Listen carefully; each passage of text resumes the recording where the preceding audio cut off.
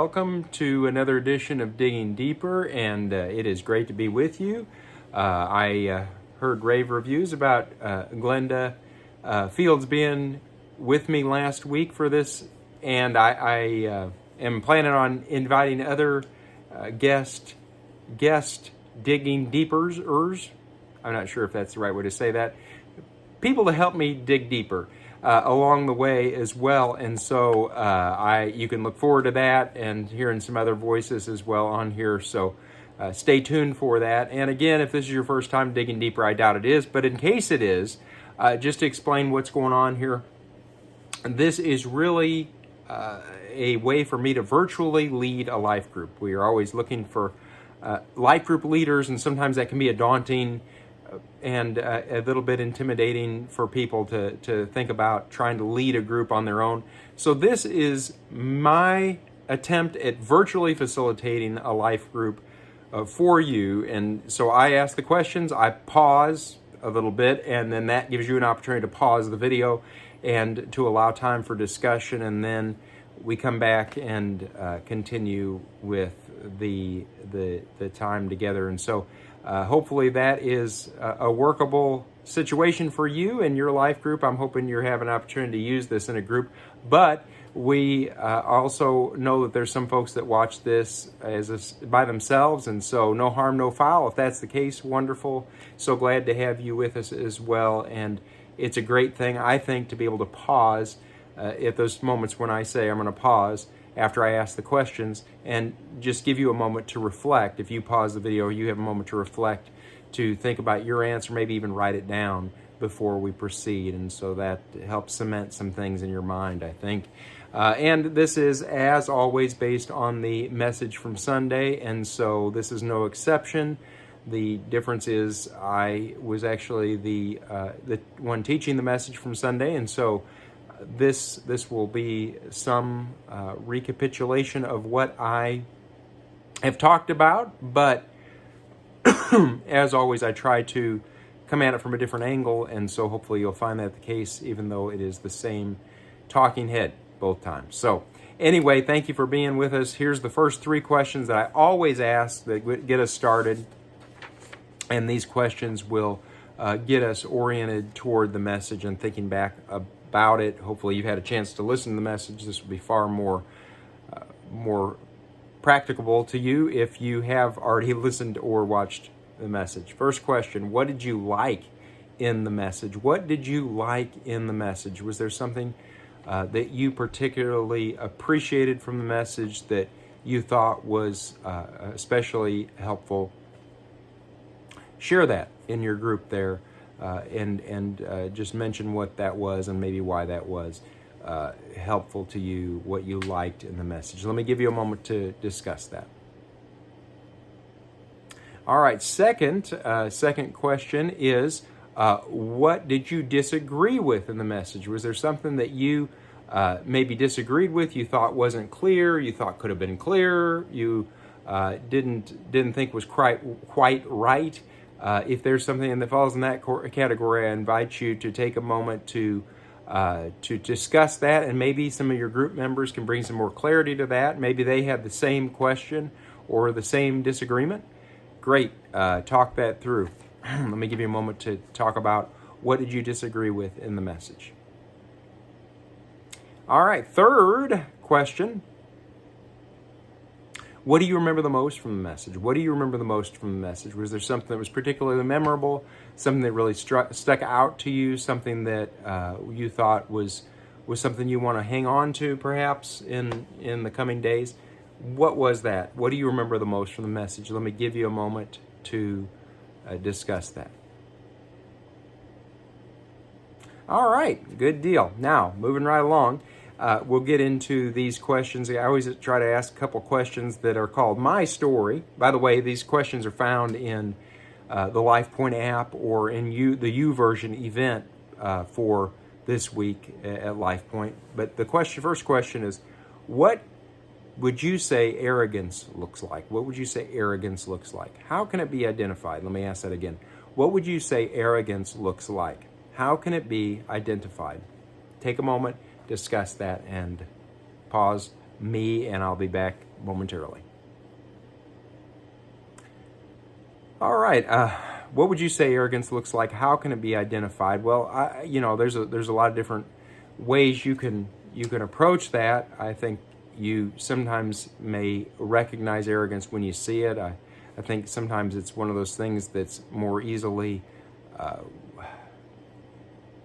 acted out than explained, than to explain it. But sometimes I think one way that it shows up is in talking about our accomplishments or experiences, and that's one example. Or maybe it's sometimes it evidences itself in talking about who we know or what we know, and then sometimes it can evidence itself in a very dramatic way. There's some people that will say they don't need God. They will say that very directly, although most of us, as we talked about in the message, more maybe just live that out in our actions, act like we don't need God. And so, those are ways that arrogance can be demonstrated, at least in my mind. I was thinking this week, I had a conversation, I think last week, with a couple of people. And, I was looking back on that conversation. I just remember they were talking about a certain subject. And I was there chomping at the bit to share my 10 cents.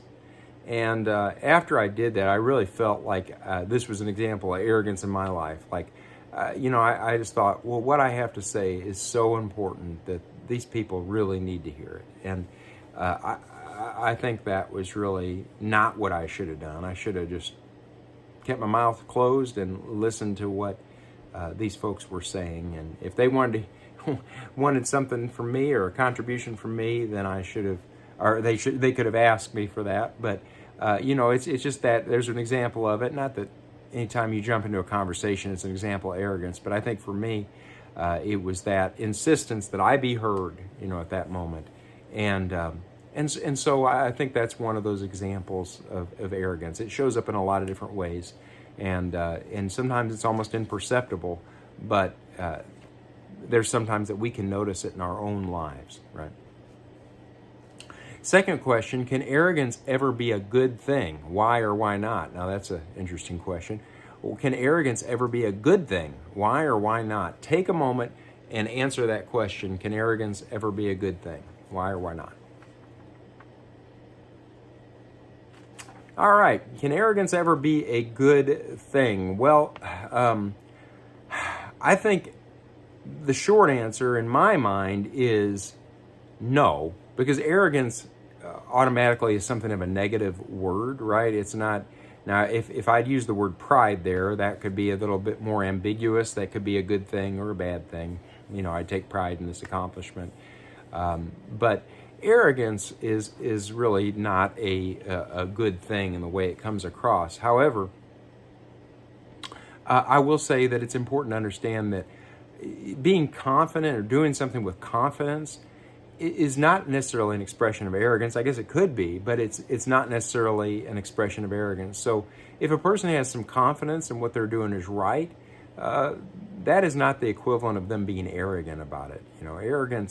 Arrogance brings along with it the idea of us putting ourselves above others, of us holding ourselves in a higher regard than other people. I think those are aspects of arrogance that are not just a part of being confident in what we're doing. So just a little bit of clarification. And pride is another issue. I mean, now there's certainly a sinful type of pride, but there's also the type of pride that just recognizes something that is done well, and I guess we'd say basks in the appreciation that this thing has been completed. And I think that is not something that is an expression of pride. I think of when God created the universe, and when God created the world and filled it, he said, it is good. It's good. He saw it, and he saw that it was good. I think that is nothing that we cannot express as well. If we do something and we recognize that it's good, we can recognize that God gave us the ability to do it, and we can take a sense of rejoicing in that. I don't think there's any problem with that. You guys could maybe come up with a different perspective on that. But I think arrogance, no, but confidence and a good kind of respect for a good thing done. Those are things that are okay. Those are okay. So, deep thoughts there. Okay, I want to have us, we don't always read two passages, but I want to read two passages. One is an historical overview, and the second is, it gets in the nuts and bolts of that historical account. Both of them surround this king of ancient Judah, which was the southern kingdom of Israel.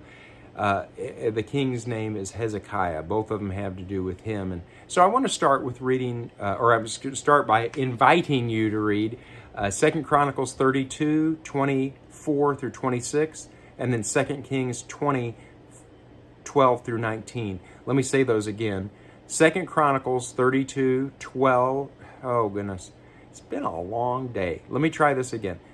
Read 2 Chronicles 32, 24 through 26, and 2 Kings 20, 12 through 19. Just struggling with the numbers. Okay. 2 Chronicles 32, 24 through 26, and 2 Kings 20, 12 through 19. Got it? I'm not going to say it again because I'll mess it up again. Okay, so read those two passages, and maybe have a couple people read those, and let's come back and I'll read them for you. Okay, let me read 2 Chronicles 32, 24 through 26.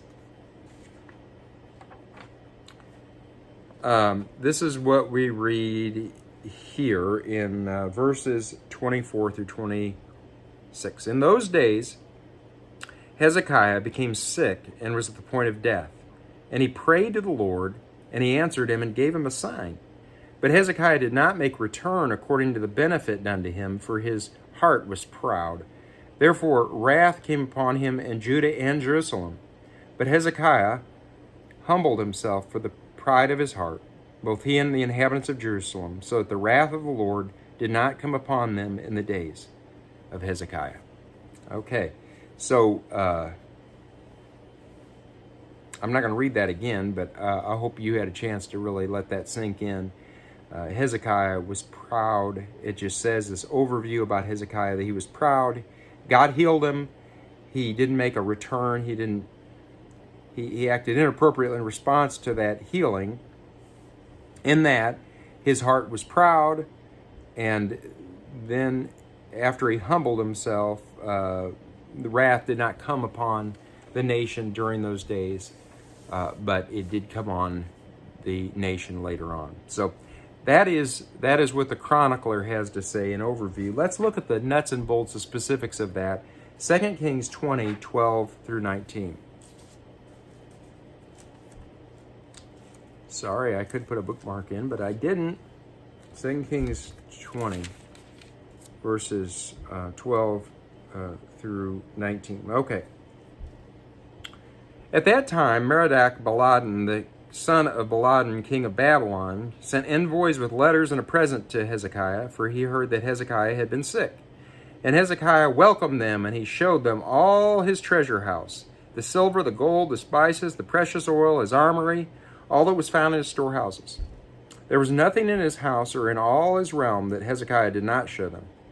Then Isaiah the prophet came to King Hezekiah and said to him, "What did these men say, and from where did they come to you?" And Hezekiah said, "They have come from a very far country, or from a far country, from Babylon." He said, "What have they seen in your house?" And Hezekiah answered, "They have seen all that is in my house. There is nothing in my storehouses that I did not show them." Then Isaiah said to Hezekiah, "Hear the word of the Lord. Behold, the days are coming when all that is in your house and that which your fathers have stored up to this day shall be carried to Babylon. Nothing shall be left, says the Lord. And some of your own sons who come from you, whom you will father, shall be taken away, and they shall be eunuchs in the palace of the king of Babylon. Then Hezekiah said to Isaiah, the word of the Lord that you've spoken is good. For he thought, why not, if there will be peace and security in my days? I think an interesting perspective. He's like, well, as long as it's okay while I'm living, but tough stuff for my kids. Anyway, sorry. Second Kings, that's 2 Chronicles 32 and 2 Kings 20.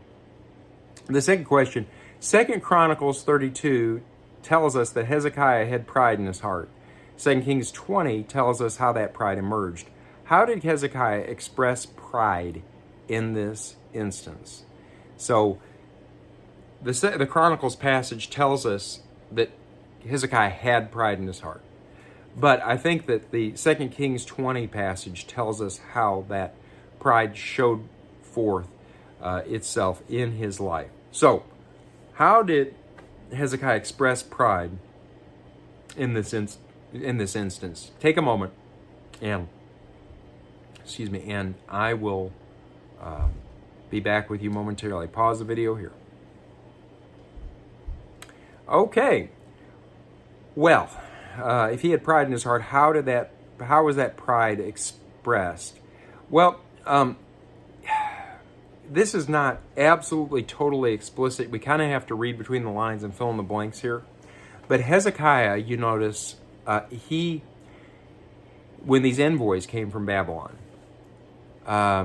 Hezekiah showed them this and this and this and this and said, I did this and this and this and this and this I got here.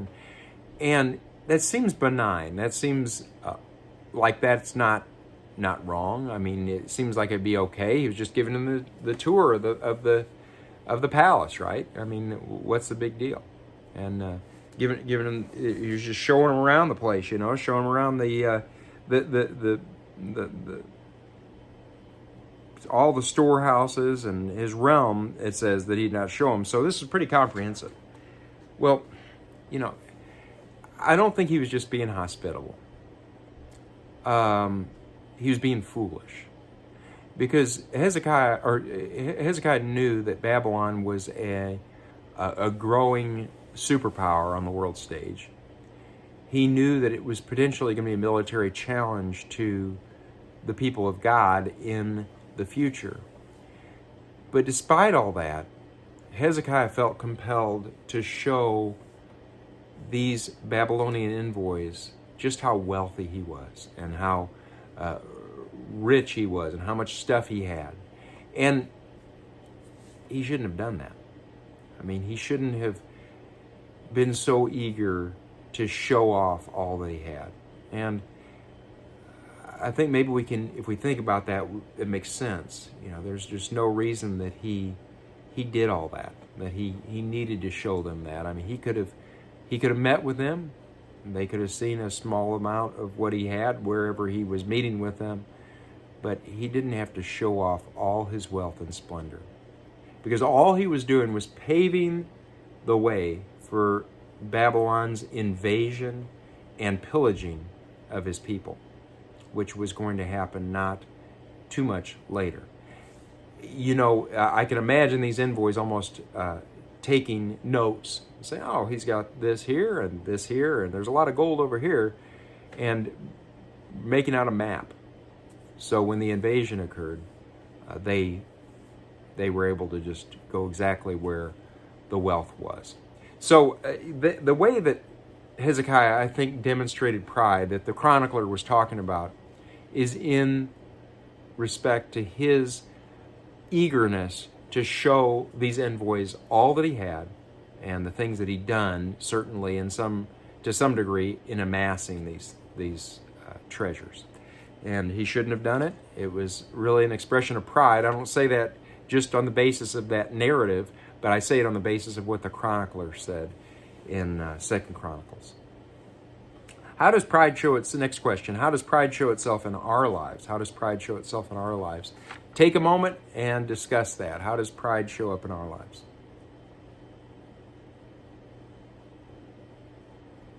Well, I think that a lot of pride shows up when we act independently of God.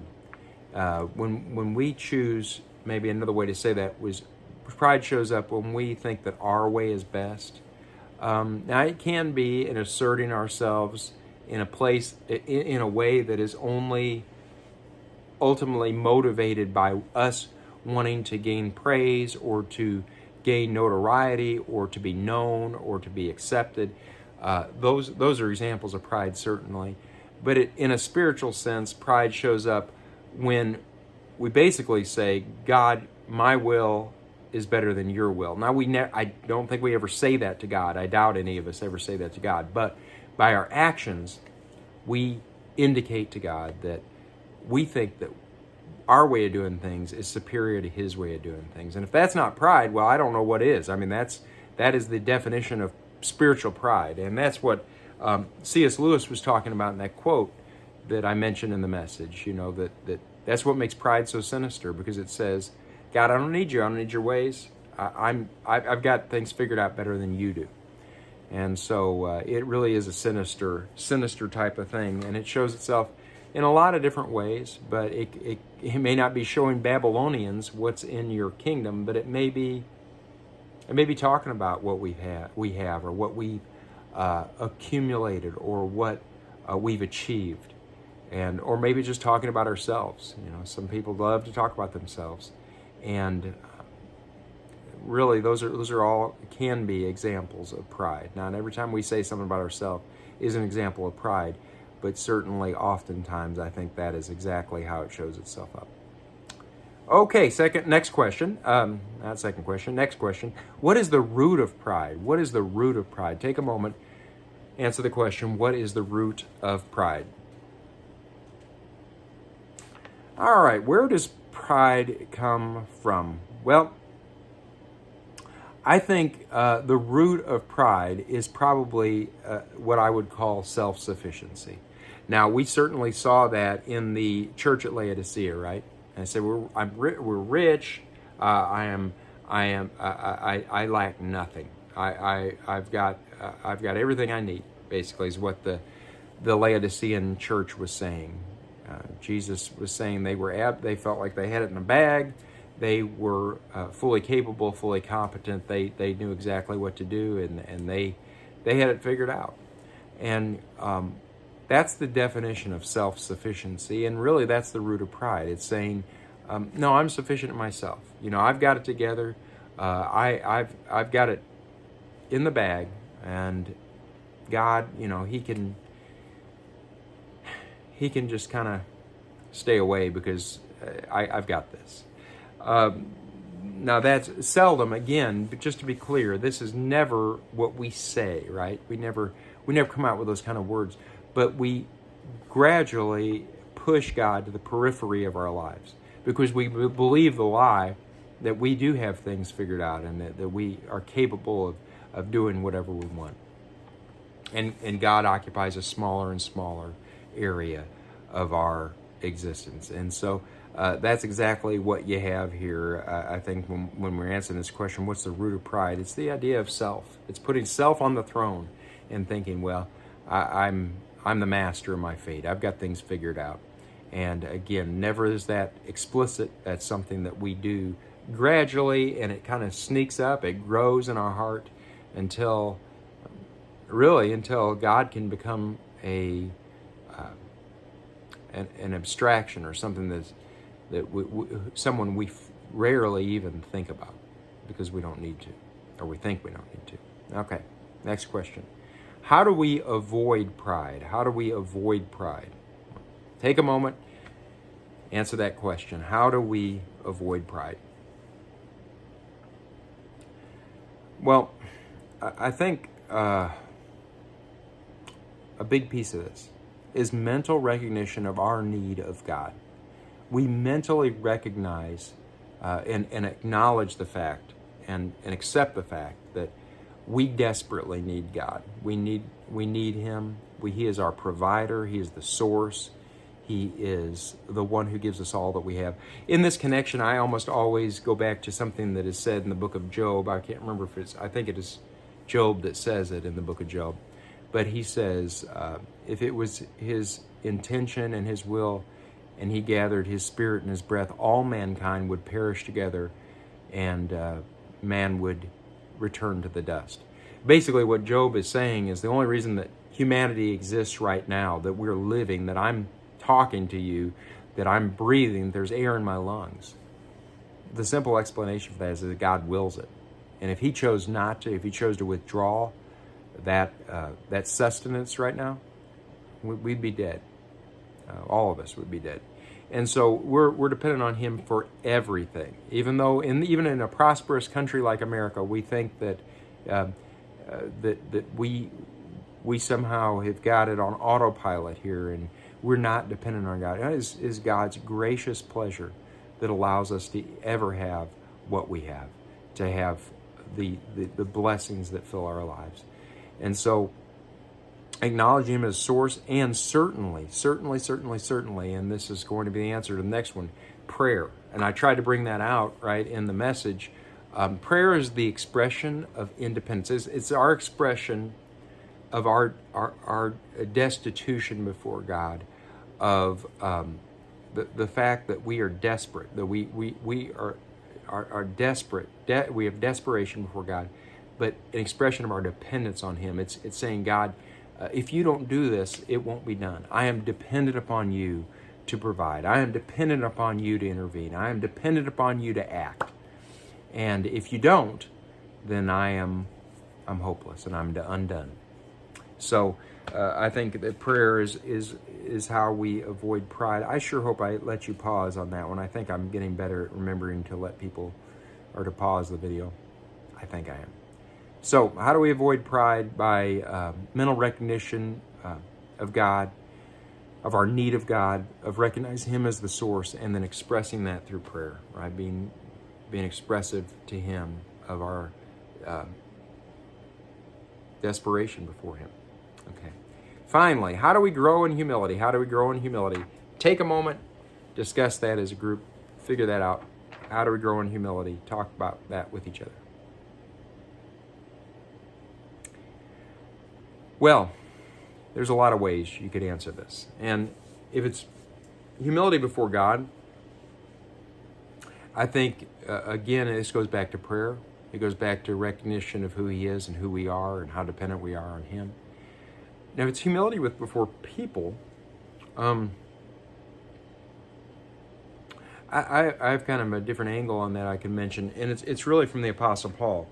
It's from Romans chapter 12, verse 16. I'm going to try to flip over to that real quick here. Romans chapter 12.